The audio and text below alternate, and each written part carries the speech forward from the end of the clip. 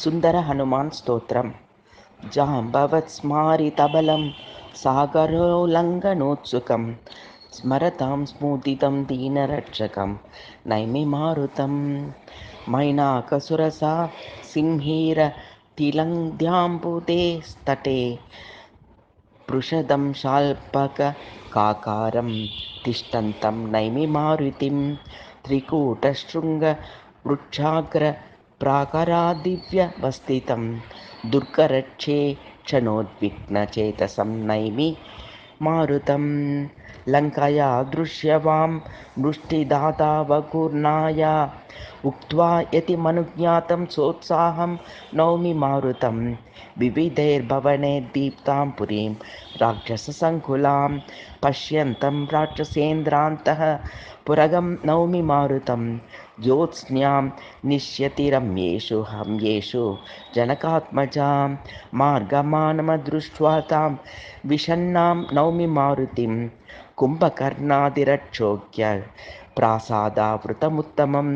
सुगुप्तं रावणगृहं विशन्ति नौमि मारुतम् पुष्पकाख्यं राजगृहं भूस्वर्गं विस्मयावहं दृष्टाप्यदृष्ट्वा वैदेहीं दुःखितं नौमि मारुतिं रत्नोज्ज्वलं विश्वकर्मनिर्मितं कामगं शुभं पश्यन्तं पुष्पकं स्वारनयनं नौमि मारुतिं सङ्कुलान्तपुरः सुप्तनानायवतमच्छलं दृष्ट्वाप्यविकृतं सीतां दिदृक्षं नौमि मारुतिं पीवानं रावणं सुप्तं तत्पत्नीं शयनेन्यतः दृष्ट्वा सीतेति संहष्टं चपलं नौमि मारुतिं सुप्तस्त्रीदृष्टिनष्टात्म ब्रह्मचर्यविशङ्किनम् अपक्रम्यापानभूमिं गच्छन्तं नौमि मारुतिं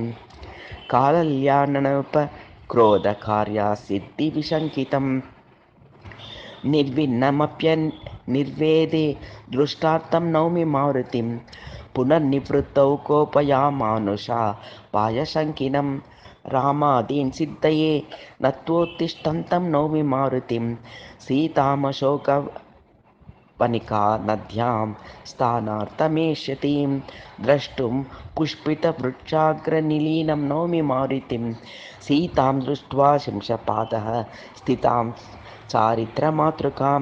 मनसा राममासाद्य निवृत्तं नौमि मारुतिं इह सीता ततो रामः ईदृशीं स तादृशः अन्योन्यमर्हत इति स्तुवन्तं नौमि मारुतिं राक्षसी वेष्टिते हेयं तद्द्रष्टाहं नृपात्मजौ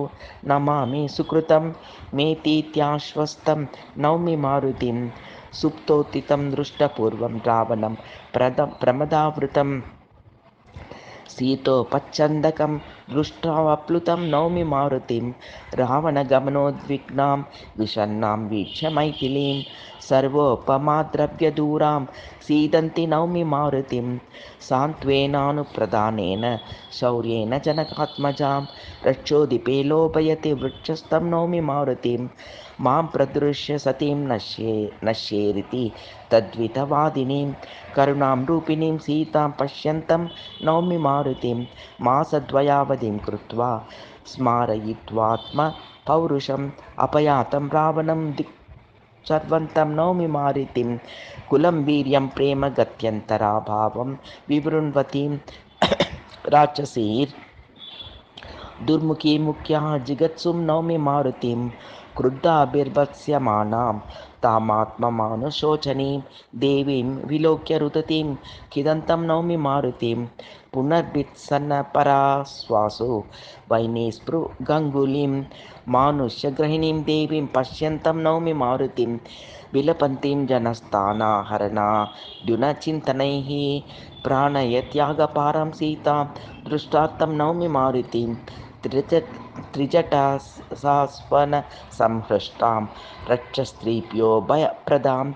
अस्वस्थहृदयां देवीं पश्यन्तं नौमि मारुतिम् अचिरादात्मनिर्यातमदृष्टोदन्तनोद्यतां सीतां दृष्ट्वा शिंशपाद्य उद्विग्नं नौमि मारुतिं वामच्यूरुभज स्पन्दैर्निर्मितैर्मुदितां शनैः सीतां शान्तज्वरां दृष्ट्वा प्रहृष्टं नौमि मारुतिं दृष्टोत्रेयं कथं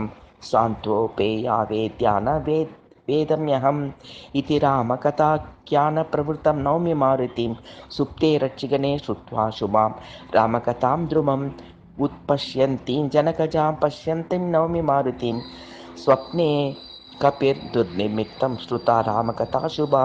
देवीं द्वेदामुह्यन्तीं पश्यन्तं नौमि मारुतिं का त्वं वसिष्ठचन्द्रा त्रिपत्नीष्विति वितर्कितैः सीता मौनमपास्यन्तं प्रणतं नौमि मारुतिं रामदूतोऽस्मि मा वैशेहि श्रद्धस्व प्रतिनेशसे विशङ्कां सन्त्यजेत्येवं वदन्तं नौमि मारुतिं सुग्रीवसख्यं भूषाद्यावेदनं वालिनो वदम् तीत्वाब्धिं दर्शनं देव्या आख्यान्तं नौमि मारुतिम् अभिज्ञानसुग्रीवोद्योगेन विरहादिना सुखीनां दुःखीनां देवी पश्यन्तीं नौमि मारुतिं मानिनां दृढविसम्भ्रां राघवोद्योगकाङ्क्षिणीं रक्षोजित्वैव नेयां तां नमन्तं नौमि मारुतिं काकोदन्तं रामगुणान् देव भक्तिं शिरोमणिम् अभिज्ञानतया दात्रीं ध्यायन्तं नौमि मारुतिं मनोप्रतीतामुत्साहोद्योजनप्रार्थिनीं सतीम् आश्वासयन्तमुचितैर्हेतुभिर्नौमि मारुतिं पुनस्ते देवाभिज्ञानं स्मारयन्त्याकृताशिषं मैथिल्या मनसा राममासन्नं नौमि मारुतिं दृष्ट्वा सीतां ध्रुवे जन्ये ज्ञातुरक्षो बलभवनं विनाशतोरणासीनं युत्सुं नौमि मारुतिं राक्षसी ज्ञातवृत्तान्त रावणप्रेषिताञ्चनात् निघ्नन्तं किङ्करानेकं जयिष्णुं नौमि मारुतिं जयत्यबल इति गर्जन्तं पादपाग्निना दग्ध्वा चैत्यं पुनः सङ्ग्रामोत्सुकं नौमि मारुतिं परिधिकृत्य सालुद्रं प्रहस्तसुतमारणं दशग्रीवबले यत्ता जिज्ञासुं नौमि मारुतिं सप्तामात्यसुतानात्मनि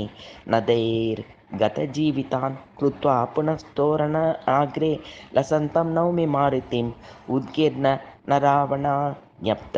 पृतनापतिपञ्चकं प्रापय पञ्चतां तोरणाग्रस्तं नौमि मारुतिम् अक्षं राधात्मजं वीरं दर्शनीय पराक्रमं ह्यत्वा नियद्ये तिष्ठन्तं तोरणे नौमि मारुतिं नीतमिन्द्राजितास्त्रेण ब्राह्मेण क्षणरोधिना सभास्तर रावणोदीक्षं विस्मितं नौमि मारुतिं